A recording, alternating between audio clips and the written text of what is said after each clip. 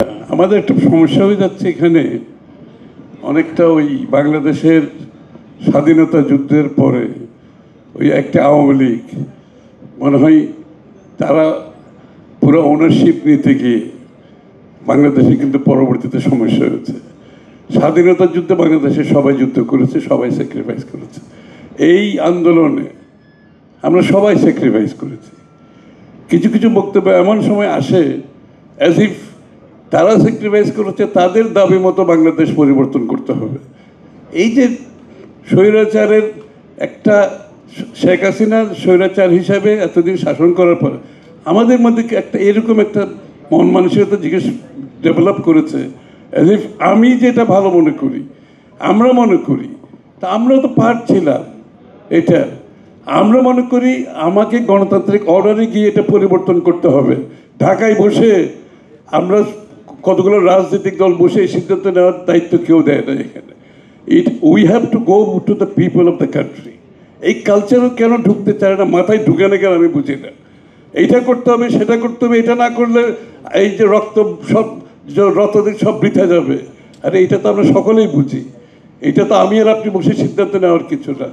আপনাকে গণতন্ত্রের প্রতি আপনার সম্মান থেকে থাকতে হবে। দেশের মানুষের মালিকানার কথা বলে আসছি, আমরা মালিক হয়ে যাচ্ছি। আমরা মনে করি এইগুলো রাইট ডিসিশন।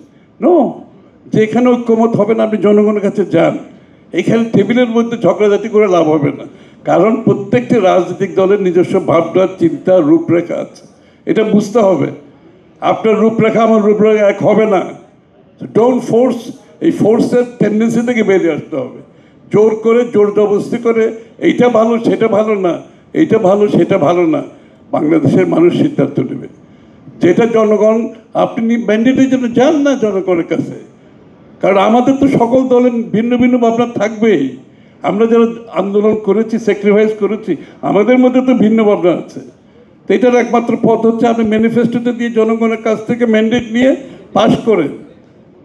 তার আগে ঢাকা শহরে কিছু লোক বসে, কিছু দল, কিছু ব্যক্তি যদি মনে করে তাদের উপরে সব সিদ্ধান্ত নির্ভর করছে, এটা তো ভুল ধারণা।